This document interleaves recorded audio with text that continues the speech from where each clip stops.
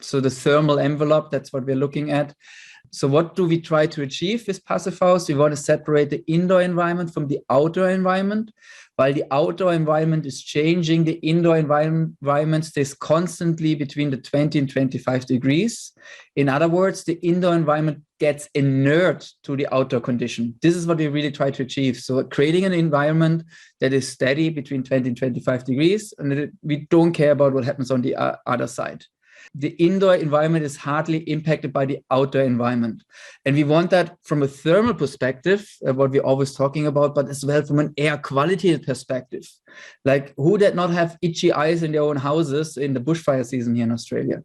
Who not having like a sore throat or issues just because of the smoke coming into the house? I showed you yesterday how my apartment was impacted from the backburns that are having in the region again. Yeah, so it's not a thermal thing only, it's as well like an air quality thing. We want to as well keep the bad stuff outside and the good stuff we want to let in. Yeah, so that's the thing that we're learning in this course as well. It's not just thermal, but it's the main thing is thermal. To maintain a constant temperature between 20 and 25 degrees, we allow with the Passive House standard 15 kilowatt hours or 10 watts to keep in that place on the cold and the hot side. So we're using that for the cooling and the conditioning, that value stay the same. You will see on the cooling, it's a bit more complex, but we come to that later. It's more complex, but easier to achieve. It's more complex on the cooling side, but we have more energy available. So it's like, yes, it's tricky, but who cares? We have the energy, we can handle it. So that's what we will learn. The result is in a thick buildup in a harsh climate and a thin buildup in a mild climate. Yeah, so we don't need to build really thick buildups in a mild climate. It depends really on the climate data, because Passive House says everybody is the same. Everybody gets the same amount of energy to condition their place. And it doesn't matter if you're living in Sydney, in Melbourne, in Perth, in Darwin, in Hobart, or anywhere in the country. We're not making a difference with the energy allowance per person. This is what you're allowed to use. Find out if you can do it. So what we're really looking at in a winter situation is we're looking at the building envelope. And we're looking at our wall losses through our wall, through our ground, through our roof.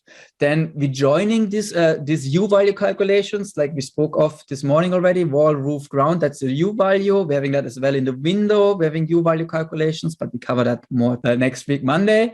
We're joining these roof, wall, grounds. And so we're looking at our linear thermal bridges. We're looking at our point thermal bridges, what we're looking at. So that's all our opaque building envelope. And then the next step is we're looking at our losses, because the air is transporting energy as well. Yeah, so when the air goes from the inside to the outside, it transports energy as well. So that's our ventilation, our volume losses, yeah, our infiltration, our ventilation losses. And we're having here now air, like energy transported from the inside to the outside or from the outside to the inside. Some latent heat, some sensible heat, some moisture, some temperature. That's what I just said with latent and sensible. And we're looking at that losses. And then we know now what's the losses. Then we look at our gains. So our gains are normally our solar gains and our internal gains. And then we see what's the difference. And that's that 15 kilowatt hours or the 10 watts. That's what we are doing. And we're learning how to do that by hand.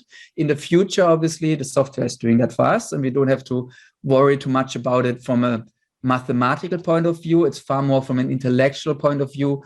What has an impact? How important is it? Do I need to look now in a service cavity? Is this now a massive thermal bridge? Or can I say, yeah, no worries. A stainless steel spacer in my glazing, is this having an impact? Or do I really need to go for this Swiss high performance spacers? So these are the things, like the importance, giving them a quantity to it. That's what we want to do for you in a intellectual understanding, so that you can actually make that call on your own. But as well, if you say, okay, I don't know it, I just bang it into the software calculated for me, and now I know it. Yeah. Do I need to spend this additional $300-400 on the Swiss spacer instead of going for a stainless steel spacer, or $500 to an aluminum spacer? Is that an investment that makes sense, or is it not an investment that I need? And that's then things that you can do with the software at the end, making that calls.